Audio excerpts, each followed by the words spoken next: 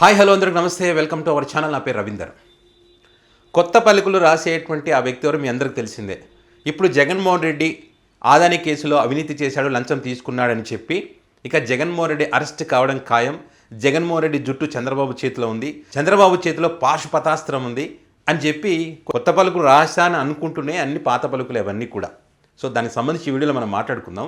ఏదైతే ఆదాని కేసుకు సంబంధించి ఆదాని ఎపిసోడ్లో జగన్మోహన్ రెడ్డి ఒప్పందం చేసుకున్నప్పుడు అవినీతి చేశాడు, 1750 కోట్లు లంచం తీసుకున్నాడని చెప్పి పెద్ద ఎత్తున చర్చ జరిగే విధంగా వీళ్ళు కూడా వాళ్ళ పత్రికలో హెడ్లైన్లు పెట్టి డిబేట్లు పెట్టి పెద్ద ఎత్తున ప్రజల్లోకి తీసుకెళ్లే ప్రయత్నం చేశారు.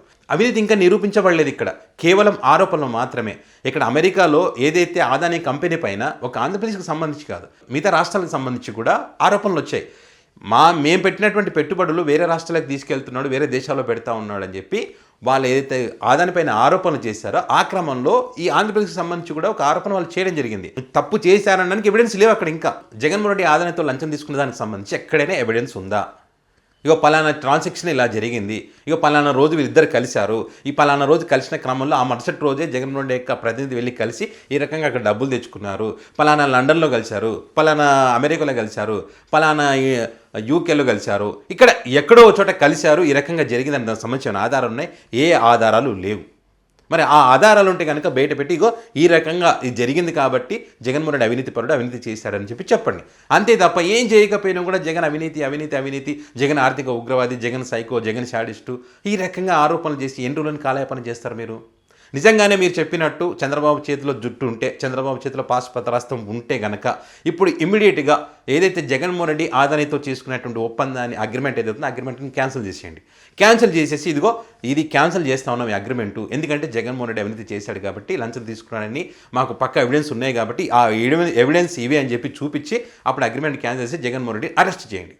లేదు మీ పరిధిలో లేదు, మేము ఏం చేయలేము, కేంద్ర ప్రభుత్వ రంగ సంస్థలతో వైసీపీ పార్టీ అగ్రిమెంట్ చేసుకుందని చెప్తుంది అన్నప్పుడు మీరు ఎన్డీఏలో భాగస్వాములే ఉన్నారు. మీరు ఎంత చెప్తే అంత, మీరు ఏది చెప్తే అది చేసేటువంటి పరిస్థితి అక్కడ ఉంది. కాబట్టి మరి అక్కడికి వెళ్ళి ఇదిగో ఆంధ్రప్రదేశ్ యొక్క పరువుని ప్రపంచవ్యాప్తంగా జగన్మోహన్ రెడ్డి తీశాడు కాబట్టి జగన్మోహన్ రెడ్డి అవినీతి చేశాడు.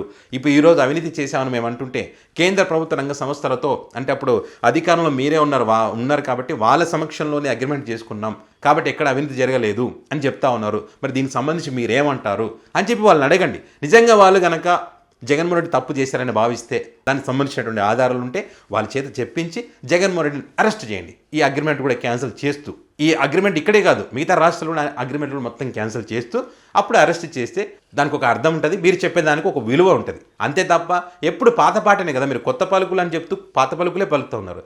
వైఎస్ రాజశేఖర రెడ్డి చనిపోయినప్పటి నుంచి కూడా జగన్మోహన్ రెడ్డి ఆర్థిక ఉగ్రవాది, సైకో, శాడిస్టు, ఇదేగా మీరు చెప్తున్నది.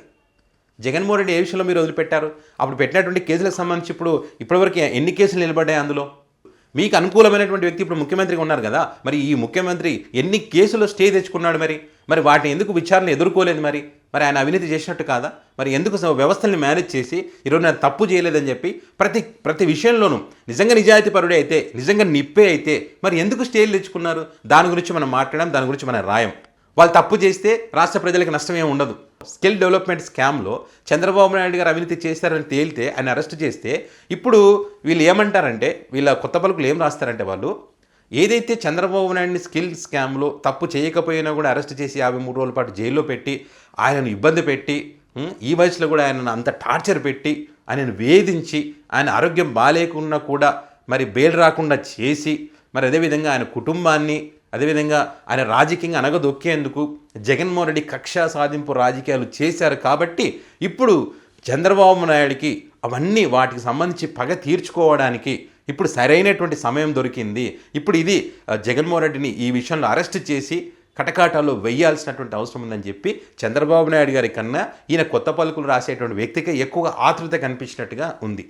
నిజంగా అవినీతి చేసే, నిజంగా ప్రజల సొమ్ము దోచుకుంటే ఎవరైనా సరే శిక్ష అనుభవించి తీరాల్సిందే. అది జగన్మోహన్ రెడ్డి, చంద్రబాబు నాయుడు, ఇంకొకరు అనేది కాదు ఇక్కడ. కానీ ఇక్కడ ఆధారాలు లేకుండా ఆరోపణలు చేస్తూ కాలయాపన చేయడం కరెక్ట్ కాదు. ఇది ప్రజల యొక్క అభిప్రాయం. ఎంతసేపు మీ కొత్త పలుకులు జగన్ నామస్మరణ మీద కాకుండా జనం నామస్మరణ మీద ఉండాలి, జనంకి ఇచ్చినటువంటి హామీలు అమలు చేసే దానిపైన ఉండాలి. ఇగో మనం అధికారంలోకి వచ్చిన తర్వాత మరి మన పార్టీలో ఉన్నటువంటి ఎమ్మెల్యేలు కానీ, మంత్రులు కానీ, నాయకులు కానీ ఏ రకంగా ఒకరికొకరు పోటీ పడుతూ ఘర్షణ పడుతూ నీకంటే నేను ఎక్కువ సంపాదించుకోవాలని చెప్పి ఆ రకంగా గొడవ పడుతున్నటువంటి పరిస్థితి ఉంది. తద్వారా ప్రజలు ఇబ్బంది పడుతూ ఉన్నారు, శాంతి భద్రతలకు విఘాతం కలుగుతూ ఉంది. మనమేమో నిప్పులు అంటాం, కింద చూస్తే తుప్పు ఉంది. మరి దీని సంగతి ఏంటని చెప్పి ఎప్పుడైనా మనం కొత్త పలుకులు రాసామా? రాయం. రాయలసీమ ప్రాంతంలో జేసీ దివాకర్ రెడ్డి వర్సెస్ ఆదినారాయణ రెడ్డి ఫ్లైషుకు సంబంధించి ఏ రకంగా గొడవలు పడతా ఉన్నారో, పోలీసులు ఏ రకంగా ఇబ్బందులు పడతా ఉన్నారో వాళ్ళని కంట్రోల్ చేయలేక చెక్ పోస్టులు పెట్టి అనుక్షణం భయపడుతూ ఎప్పుడు ఏం జరుగుతున్నటువంటి పరిస్థితిలో ప్రజలు ఉన్నటువంటి పరిస్థితి ఉంది.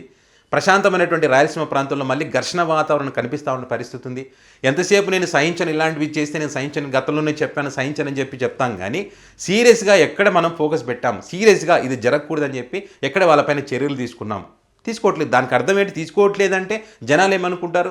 ఖచ్చితంగా చంద్రబాబు గారి ప్రమేయం ఉంది కాబట్టి వీళ్ళు ఈ రకంగా మాట్లాడుతున్నారనేటువంటి అభిప్రాయాలు ఖచ్చితంగా వస్తాయి. మీకు మనసులో ఉండొచ్చు, మీరు అనుకొని ఉండొచ్చు, నేను ఇలాంటి వ్యక్తులు నేను సహించాలని మీరు అనుకొని ఉండొచ్చు. కానీ తక్షణం ఎక్కడ చర్యలు తీసుకుంటున్నాం? మరి అవతల పార్టీలో ఏదైనా తప్పు జరిగినా జరగకపోయినా జస్ట్ ఇలా జరిగిందంట అని క్వశ్చన్ మార్క్ ఉంటేనే మీరు అరెస్ట్ చేసి జైల్లో వేస్తూ ఉన్నారే. ఒక రాంగోపాల్ వర్మ ఎక్కడెక్కడ ఉన్నాడని చెప్పి వెతుకొచ్చి సంవత్సరం క్రితం జరిగిందానికి సంబంధించి కేసులు పెడతా ఉన్నారే. మరి ఇలాంటివి చేస్తూ ఉన్నప్పుడు మరి కళ్ళ ముందులో కనిపిస్తూ ఉంటే, ప్రజలకు ఇబ్బంది కలిగిస్తూ ఉంటే మరి దీని మీద ఎందుకు మీరు ఫోకస్ చేయట్లేదు? వీళ్ళ మీద ఎందుకు చర్యలు తీసుకోవట్లేదు మీరు? వాటి గురించి మన పత్రికల్లో మనం రాయం, వాటి గురించి మన ఛానల్ డిబేట్లు మనం పెట్టం. ఎందుకంటే వాళ్ళు మన వాళ్ళు కాబట్టి. మన వాళ్ళు కాకుంటే వాళ్ళు తప్పు చేయకపోయినా తప్పు చేశారని చెప్పి మనం రాస్తాం. మన వాళ్ళు కాకుంటే వాళ్ళు తప్పు మాట్లాడకపోయినా తప్పు మాట్లాడారని చెప్పి మన టీవీ ఛానల్ మన వాళ్ళ చేత చెప్పిస్తాం. అది జరుగుతున్నటువంటి పరిస్థితి. ప్రజలందరూ గమనిస్తారు కాబట్టి ఇప్పుడు అదే అంటున్నారు. వీళ్ళ పలుకులకు సంబంధించి పాశుపతాస్త్రం లేదు, పాడు లేదు. నిజంగా దమ్ము ధైర్యం ఉంటే కనుక ఆ అగ్రిమెంట్ని క్యాన్సిల్ చేసి జగన్మోహన్ రెడ్డిని అరెస్ట్ చేయండి. అప్పుడు నిజంగానే జగన్మోహన్ రెడ్డి తప్పు చేశారని మేము భావిస్తాం. ఆ దమ్ము ధైర్యం మీకు ఉందా? అగ్రిమెంట్ని క్యాన్సిల్ చేసి అరెస్ట్ చేయాలి అనేటువంటి దాని గురించి జనాలు మాట్లాడుకుంటున్నారు. నిజంగానే ఆధారాలు దొరికితే కనుక అరెస్ట్ చేయండి, శిక్ష వేయండి. సో ఈ వీడియో మీద మీ అభిప్రాయాన్ని కామెంట్ రూపంలో పెట్టండి.